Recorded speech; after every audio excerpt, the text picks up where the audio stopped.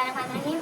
Class number 10 का exercise number 1.1 का question number 3 का part number 8 x square plus 17x plus 33 by 4 is equals to 0 and solve by completing square. अब square complete करने के through हमने इसको जो है वो सॉल्व करना है। जैसे ये देखें a square plus 2ab plus b का स्क्वायर इज इक्वल्स टू 0।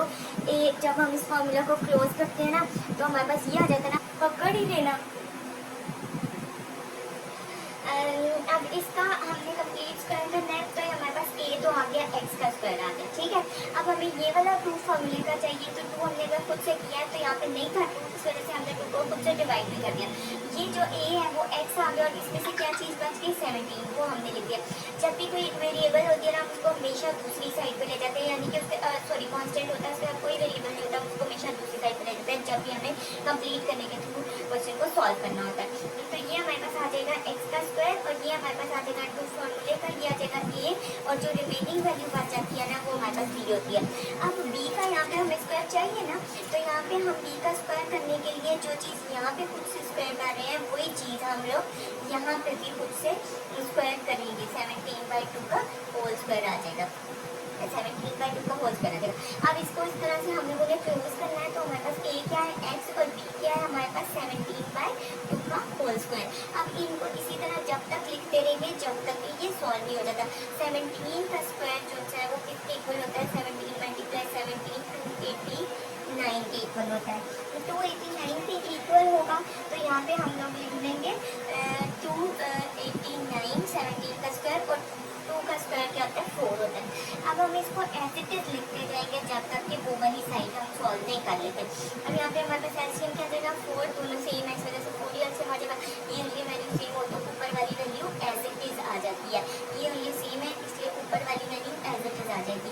अब यहाँ पे हमारे पास x प्लस 17/2 का whole square is equals to, इन दोनों को आपस में माइनस कर देंगे क्योंकि एक सब माइनस और एक साथ प्लस है, तो यहाँ पे हमारे पास आ जाएगा 256/4। अब हमने क्या करना है, completing square on both side, taking square root on both side, taking square root on both sides, क्योंकि हमने ये वाला स्क्वायर खत्म करना है इस वजह से हम लोग यहाँ पे लिखेंगे taking square root on both sides.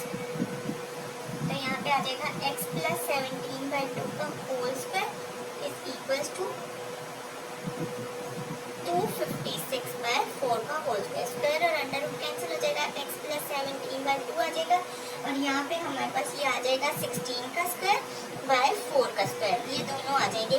यानी कि 256 जो है वो 16 को 16 टाइम्स मल्टीप्लाई करें तो 256 आ जाता है, 16 का स्क्वायर हो जाएगा और 4 का स्क्वायर क्या हो जाएगा 2 मल्टीप्लाई 4 क्या हो जाएगा 2 मल्टीप्लाई 2 इज इक्वल्स टू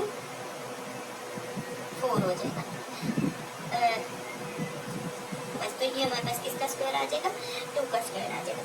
अच्छा अब यहाँ पे ये स्क्वायर और ये अंडर रूट कैंसिल हो जाएगा, x प्लस 17/2 यहाँ पे आ जाएगा और जब अंडर रूट से बाहर निकालते हैं वैल्यू तो मैंने आपको बताया था कि ये हमारे पास क्या आ जाएगी, यहाँ पे ये हमारे पास प्लस माइनस में आ जाती है, यानी कि एक दफ़ा 17 को हम दूसरी साइड पे लेके गए तो वो माइनस हो गया, एक दफ़ा हम 16/2 प्लस लिखेंगे और एक दफ़ा हम लोग 16/2 माइनस लिखेंगे।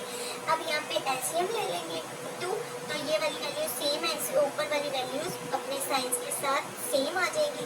इसी तरह यहाँ पे भी हम एलसीएम ले लेंगे, ऊपर आ जाएगा माइनस 16, 17 में से 16 माइनस करेंगे तो -1/2, बड़ी वैल्यू के साथ माइनस है इसलिए माइनस आ जाएगा।